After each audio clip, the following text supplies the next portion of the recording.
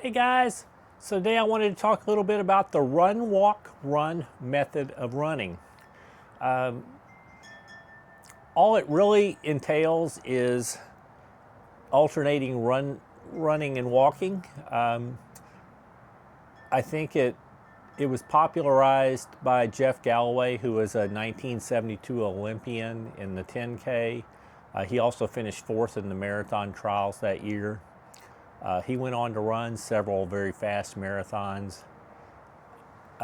Very good runner, and he opened Phidippides running store in 1973 in Atlanta. It grew to a franchise chain of like 35 stores that I don't believe any of them exist anymore. But anyway, he wrote a book, the Galloway book on running in the early 80s, where he basically talked about all kinds of things with training and injury prevention and how to work your way up.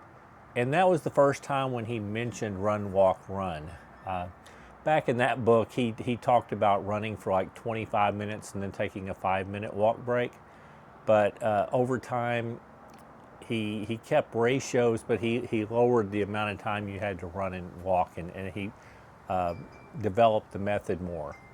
By the mid 90s, he was running all kinds of, he'd done training camps and had all kinds of running groups all over the world that were following the run, walk, run method.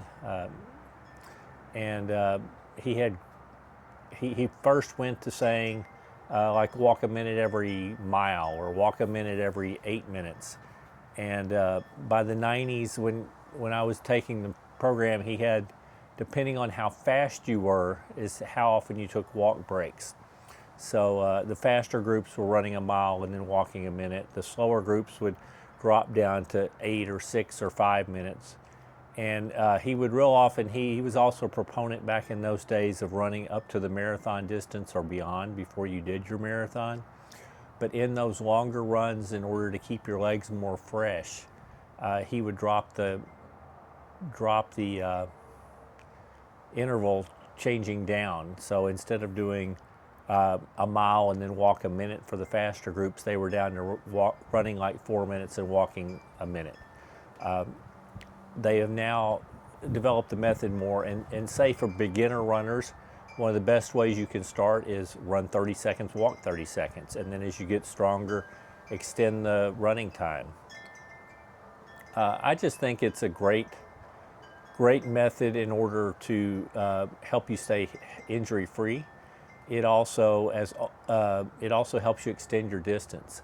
Tons of ultra runners walk a lot during ultra marathons, partly because it lessens the strain on your body and allows you to go further. You're able to change the movement of the muscle from one repetitive motion. The repetitive motion injuries are really big in our sport, and by changing to a walk, you're hitting a little different, and it gives a little break to your body, and you're able to extend further and have less injuries. Now, as someone older who has a little more trouble and needs more recovery, I find it very important to incorporate walks into my training. So most programs I'm incorporating some run walking. I'm even at the current time, I'm only running like 3 days a week, and on the off days I just completely walk on those days. But even on the days I'm running, I'm real often doing intervals where I'm run walking, or I'll just, even in my long runs, I'm doing run walk. Coming back from having back problems and stuff like that, I was just running like 2 minutes and walking 1 minute. I'm now extending it. I can go further with the run, but I still find that the walks are helpful. I actually find that the run, walk, run method can be incorporated into other training programs. So like even if you're following a lot of other training programs that are specifying different distances you hit, building up with long runs, doing a bunch of intermediate runs, I wouldn't do it when you're doing, you're not going to take a walk in the middle of your sprint intervals on the track, but a lot of your harder training, longer runs like a threshold run or a long run during a training cycle, you can incorporate walks. It real often does not slow you down much. I actually found when I was running marathons and running my faster times, I was doing walks like a minute every 10 minutes. But I was able to run, because I recovered a little bit in that 1 minute, I was able to run at a little bit faster pace while I was running, and my times really didn't change much at all. I do know some people that even got faster when they incorporated the run, walk, run method. And now I'm at the point where even if it slows me down some, it's worth it for the recovery. Some of the original Galloway books were talking about the stress that would happen on your body in a 20-mile race would be more like if you did run, walk, run, the stress is going to be more like running a 13 or 14 miler instead of a 20 miler. So I think it helps cut down on injury, it helps keep you fresh, it helps you keep from burning out. So I think there's a lot of positives to sometimes incorporating a run, walk, run method.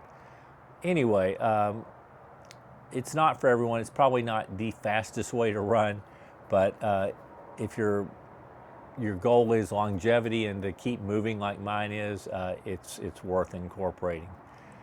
Anyway, I just want to give you my opinion, my thoughts on it. I might talk some more in the future about my training and how I'm incorporating it more, but that's really all I had for today. If you enjoyed the video, please consider hitting the thumbs up, the like button. If you're interested in any more of my content, please consider subscribing to my channel. And other than that, I hope you're having a wonderful day. And keep moving!